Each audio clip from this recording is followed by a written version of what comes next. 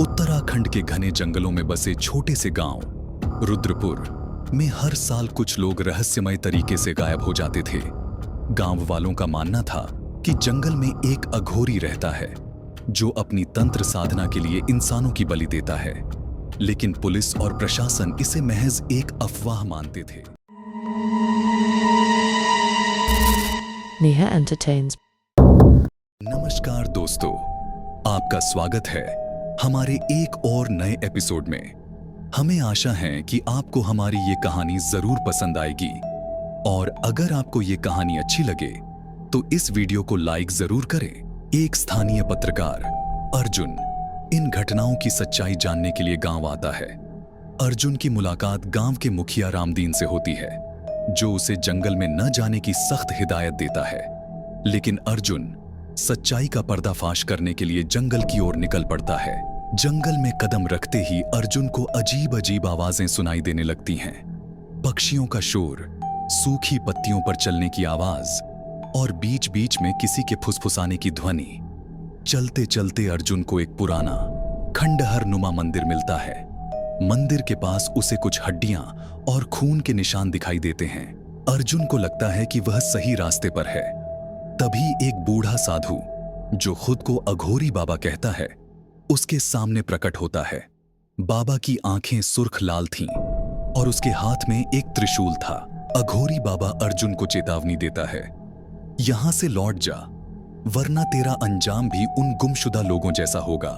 लेकिन अर्जुन अपनी खोज से पीछे हटने वाला नहीं था। वह बाबा से सवाल करता है, लेकिन बाबा उसे अपने साथ मंदिर के अंदर ले जाता है। वहां अर्जुन को काली साधना के भयानक दृश्य दिखाई देते हैं। मंत्रोच्चार, इंसानी खोपड़ियां और एक विशाल अग्निकुंड। अर्जुन को एहसास होता है कि बाबा साधारण इंसान नहीं है, वह किसी शक्ति के अधीन काम कर रहा है। बाबा अर्जुन को बताता है कि यह जंगल कालिका शक्ति का स्थान है और वह इन गुमशुदा लोगों को बलि के रूप में अर्पित करता है। अर्जुन बाबा के चंगुल से बच निकलने की कोशिश करता है, लेकिन जंगल उसे भटकाने लगता है। अर्जुन को महसूस होता है कि जंगल खुद एक जीवित शक्ति है। तभी उसे एक और गुमशुदा व्यक्ति रवि मिलता है, जो पिछले साल गायब हुआ था। रवि अर्जुन को बताता है कि वे लोग अभी भी जीवित हैं, लेकिन वे बाबा के जादू के तहत हैं। अर्जुन और रवि मिलकर बाबा के काले जादू को खत्म करने का तरीका खोजते हैं।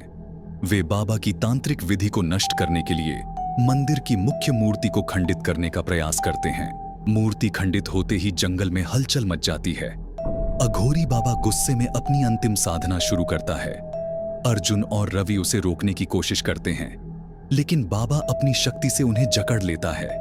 आखिरकार अर्जुन अपनी जान पर खेलकर बाबा को उसी अग्निकुंड में धकेल देता है, जिससे उसकी साधना समाप्त हो जाती है। जंगल शांत हो जाता है और गुमशुदा लोग धीरे धीरे वापस लौटने लगते हैं।